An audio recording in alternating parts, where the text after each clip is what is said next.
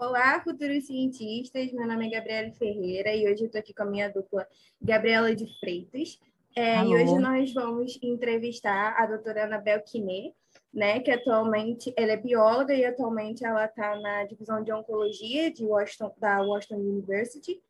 Bom dia, Anabel, bom dia para você, né? Bom dia. Primeiramente, eu queria agradecer pela sua participação, por ter aceitado o nosso convite. Queria saber se está tudo bem por aí. Tá, tudo bem? Não, eu que primeiro queria agradecer o convite, estou muito feliz de estar aqui. Vou falar que hoje é meu aniversário, então estou muito feliz de passar Feliz meu aniversário com aniversário! Que vocês. Parabéns! Feliz linda! aniversário! Eu pensei nessa data, que eu achei que ia ser um momento gostoso de passar com vocês, com Gabi e Gabi. E tá tudo bem, começando o outono aqui, tá tudo bem, uma delícia. Bem, para começar com as nossas perguntas, eu gostaria de fazer a pergunta, né? Se você poderia falar um pouco sobre a sua trajetória, Anabel, no caso, por que você decidiu trabalhar com esse mundo de estresse replicativo, tolerância de lesões, sinalização, reparo, etc. Por que você Ah, decidiu? eu tenho uma trajetória, assim, como vocês devem ter visto no meu currículo, eu mudei muito, viajei muito. Na verdade, assim, dentro de temática, eu estou muito focada na minha temática desde o início. É, Então, vamos lá. Eu fui para a França, fiz a graduação na França, né? Eu estava no Rio, morava no Rio, estudava no colégio francês, e aí fui fazer a graduação na França, fiz a mestrado na França, em Paris. E aí eu queria voltar para o Brasil, mas eu fiquei com medo de, né, totalmente voltar para o Brasil, fazer o doutorado no Brasil, porque, né, na academia, o doutorado é realmente muito importante, né? E da onde você fez, o diploma que você tem. Então, eu fui atrás de fazer um doutorado em cotutela, que nada mais é do que, na verdade, você faz um doutorado dividido entre dois laboratórios, você tem dois orientadores, né, dois chefes, e você está em duas universidades, e o que é legal é que no final você tem os dois diplomas. E aí eu queria muito fazer isso, e aí eu fui atrás de laboratórios que já tivessem colaboração e tal, e aí eu cheguei no nome do professor Menck, do Carlos Menck, no ICB, né, que vocês devem conhecer, na USP. E aí ele trabalhava com reparo de DNA, e aí, na verdade, quando eu estava na graduação na França, eu fiz uma matéria eletiva que era biologia molecular aprofundada. Aí eu tive uma aula de reparo de DNA e eu fiquei absolutamente fascinada com aquilo. Nunca tinha ouvido falar na escola, nada do gênero, né? E aquele conceito tipo, também abriu a minha cabeça, né? Porque a gente aprende, né, aquela coisa assim bem padrão, que o DNA é estável, né? Que é uma molécula estável e inerte. E aí, de repente, naquela aula, descobri que não, que ele sofre modificações constantemente e que aquelas modificações podem vir a ser um problema, então tem mecanismos de reparo. Eu fiquei fascinada com aquilo e aí juntou, né, a fome com a vontade de comer. Cheguei no nome do professor Menck, que ele já tinha uma colaboração com o Instituto Gustave Roussy, e aí eu fui fazer um doutorado lá, né? Na verdade, fui primeiro fazer um mestrado, e aí, na verdade, ele já tinha um projeto em curso que, na verdade, era para estudar, na verdade, era usando células que eram deficientes em reparo e entender como que elas resolviam o problema do dano durante a replicação. E aí eu fui a gente estudando, comprei aquela briga totalmente, me apaixonei pelo tema. E aí o que foi muito legal ao longo né, desses anos todos que eu já estou, então eu fiz comecei o doutorado na França, aí fui para o Brasil, e aí fiz um pouquinho mais do doutorado, do pós-doc no Menck, e aí eu já estava completamente nessa área de estresse replicativo, né? O Menck tem mais uma pegada, o foco dele é mais reparo mesmo, então eu queria me aprofundar nesse tema do estresse replicativo, por isso que eu vim para cá, para os Estados Unidos, para ir para o laboratório do Alessandro Vindini, que é super focado nessa área de estresse replicativo. E aí eu sou completamente mergulhada e apaixonada pelo tema. Foi assim que aconteceu. Legal. Agora tem duas perguntas que são um pouco mais pontuais em relação aos seus trabalhos, tá? Alguns dos seus artigos publicados agora durante o pós-doc fala muito sobre dois mecanismos de resposta ao estresse replicativo, né? Que é a regressão da forquilha de replicação e o reprime do DNA. Você pode nos contar um pouco sobre a diferença mecanística desses processos e qual seria mais eficiente?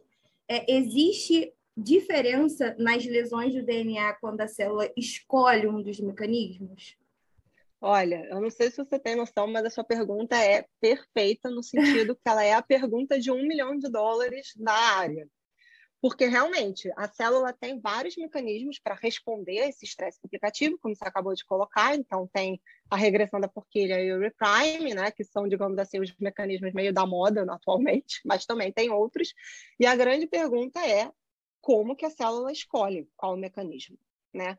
A gente não sabe, não sabe. Então, assim, eu tenho trabalhos anteriores no laboratório do professor Menck, mostrando exatamente, dando uma dica, digamos assim, que a natureza da lesão tem um papel, que, na verdade, a modificação, né, o quanto a lesão modifica, distorce o DNA, pode ter um papel na escolha, né, como a gente diz, do mecanismo. Então, assim, Então, o meu maior foco é o reprime, né, que é o estudo dos gaps. Então, só para assim, né, situar o público, digamos assim, quem estiver assistindo, o reprime nada mais é... Então, o que acontece? Quando você tem a replicação, ela encontra um dano, tá? Aquele dano tem que pensar que é uma barreira física para a maquinaria da replicação, não consegue progredir, então fica ali bloqueado, né? Fica ali parado. E aí o reprime é um mecanismo super interessante que tem essa proteína Primpol, que foi descoberta tem menos de 10 anos, apesar de ser um mecanismo que foi proposto há mais de 50 anos, então a ciência é uma loucura, né? Porque a gente vai e volta. E é um mecanismo no qual, na verdade, a Primpol ela é capaz de pular o dano. Ela simplesmente pula e reinicia a replicação depois e deixa uma lacuna para trás. É tipo, vamos resolver o problema depois, entendeu? E deixa o dano para trás. Então, qual que é, digamos assim, a vantagem desse mecanismo? É que a replicação, então, ela fica bloqueada por muito pouco tempo. Então, a fase S, né, de síntese de DNA, ela progride, ela para um pouco, claro, mas ela não fica bloqueada permanentemente, porque isso é um problema, né? Porque a replicação ela é um momento muito, digamos, frágil, né, suscetível da célula, que pode colapsar em quebra de dupla fita, e aí começa realmente a dar um problema, dá problemas maiores. Por outro lado, a regressão de forquilha é o contrário, na verdade. Você tem a regressão, né? A forquilha vai caminhando, aí a ideia... Tem muita coisa que a gente não sabe ainda desse mecanismo. É como se a forquilha reconhecesse, né? Sentisse aquela lesão que está na frente da forquilha e ela regride. Então, são as fitas, né? As fitas filhas nascentes que elas regridem e anelam entre elas. Então, ao invés de pular e continuar no reprime, ela vai para trás. E aí ela para. E aí, na verdade, a gente propõe que isso é um mecanismo de tolerância, porque como, de repente, tem uma troca de fita, né? Ela não está mais usando a fita bloqueada como template, estão as duas fitas filhas que estão aneladas uma na outra, e, em princípio, a síntese pode continuar e passar aonde está o sítio da lesão, e aí né, tem um restart da forquilha regredida e pode continuar. Mas, na verdade, é que a gente não tem evidências disso. E tem gente até propondo, que é muito interessante, tem a Dana Branzei no IFOM em Milão, que ela propõe que, na verdade, a reverse forks nada mais é do que um checkpoint, que seria uma maneira... Eu achei super interessante esse modelo. É meio assim... polêmico, né? Que, na verdade, seria uma maneira, na verdade, simplesmente da forquilha parar, dá tempo, na verdade, da maquinaria de reparo atuar para remover aquela lesão e daí a forquilha continuar. Então, na verdade, tem muita coisa desse mecanismo de regressão que a gente não sabe direito. E é muito interessante, porque como que a escolha entre os diferentes mecanismos, como eu falei, é a pergunta de $1 milhão na área. Não sei se eu respondi a sua pergunta, se quiser retomar mais alguma coisa. Esse assunto é bem denso e complexo, né? Eu achei bastante interessante. Mas saindo um pouco desse mundo de mecanismos específicos e tal, fazendo uma pergunta mais simples, vamos dizer assim, dos seus projetos e dos artigos que você já publicou, você tem algum preferido? No caso, você tem algum que você acha que seja, de certa forma, especial? Pergunta difícil, né? O que eu acho que eu fui tentando fazer, que eu fiquei meio obcecada, digamos assim, né? Apaixonada, obcecada por esse tema, né? Do repriming, da formação dessas lacunas. E aí o que foi muito legal no meu pós-doc, né? No meu curto pós-doc no laboratório do Menck, é que, junto com o Menck, a gente desenvolveu uma técnica para poder detectar essas lacunas, esses gaps, né, que são formados por repriming. E aí isso a gente publicou na nossa NAR de 2016.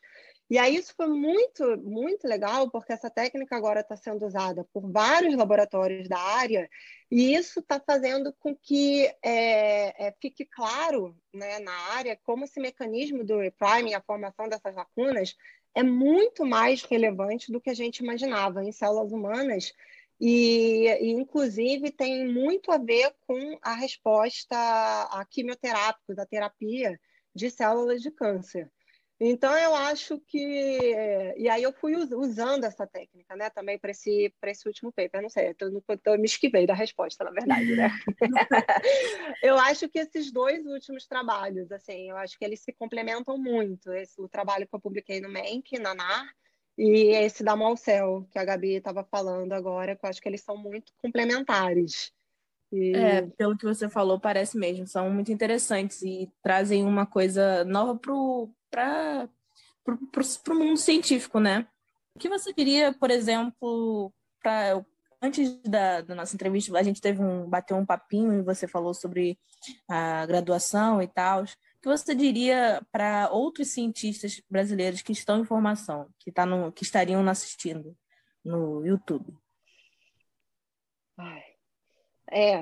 Bom, vou começar falando uma coisa, assim, um pouco assim. Bom, vocês sabem melhor que eu, né? Que a pesquisa no Brasil tá num momento muito complicado. E eu vou começar fazendo uma confissão, que eu vim para cá, né, com o meu marido, que também é cientista. A gente veio para cá com o plano de voltar para o Brasil. E a gente, né, meio que desistiu. Mas, por enquanto, eu não perco a esperança. Eu acho que o Brasil tem um pool de cientistas incríveis, como eu estava falando. No momento assim mais uau da minha carreira foi realmente quando eu fui para o Brasil e eu encontrei todos aqueles cientistas criativos, cheios de energia e querendo fazer as coisas acontecer. Então, algumas coisas. Para quem é apaixonado pela pesquisa, se mantenha, né? Tente ter experiência fora, com a cabeça aberta. Sempre é bom, acho que, né, eu me mudei tantas vezes, eu vou provavelmente continuar me mudando, acho que é sempre uma experiência válida. Mas se você não está a fim de fazer pesquisa, não tem problema nenhum. Porque eu tenho a impressão, né, que a gente estava conversando isso um pouquinho antes, que tem um pouco essa coisa de que se você está fazendo biologia, é difícil você saber as outras oportunidades, né? Quais são as outras alternativas que você tem profissionais. A vida fora da academia. Eu sou apaixonada pela academia, ainda não desisti, estou agora tentando achar uma posição para ter meu próprio laboratório, mas se não rolar também, tem outras possibilidades, não é problema. Eu acho que o que tem que motivar, já que é uma coisa tão difícil, tem muito de sorte, né? Você falou que eu tenho um currículo invejável, tem sorte, gente. O fator sorte existe, é real, e é uma coisa que você não tem como controlar. Você tem que estar no lugar certo, na hora certa, ter a ideia certa, com as pessoas em volta. Então, assim, tentar fazer a ciência, a pesquisa de uma maneira mais prazerosa que você consiga encontrar, tentar se aliviar da pressão. Eu sei que é fácil falar, não é fácil fazer. E um dia de cada vez, um experimento de cada vez, conversar com as pessoas, saber das experiências dos outros, saber das outras possibilidades, sempre ter em mente que você tem outras possibilidades e tentar, né, sempre manter a esperança no que é que você queira fazer. E eu acho que uma experiência fora é sempre interessante, se puder ter a oportunidade, até como vida mesmo, experiência de vida. Eu acho que é muito bom, e essa é uma vantagem da nossa formação e da nossa carreira, que é poder ver o mundo, né? Eu acho que é sempre enriquecedor. Sim, sim, definitivamente. Anabel, muito obrigada pela sua participação Muito mais obrigada, uma de vez. Verdade. Feliz aniversário! Que sua vida seja sempre... incrível. A gente deseja para você, nós desejamos nesse dia tão importante para você, você dá um pedacinho do seu dia para gente. Que também é muito importante para a gente, né? Não, e eu desejo tudo de bom para vocês, na carreira que vocês quiserem fazer. Olha, o importante é ser feliz, entendeu? Eu Muito acho que obrigada. o trabalho ocupa muito tempo da nossa vida. Então, se você puder fazer alguma coisa que te deixa feliz, é o que tem que fazer. Acho que é a melhor coisa. Obrigada, Gabi. Um beijão para vocês. Boa sorte Beijo para para você, tudo. Anabel. Tchau, tchau. Beijo. Tchau. Tchau.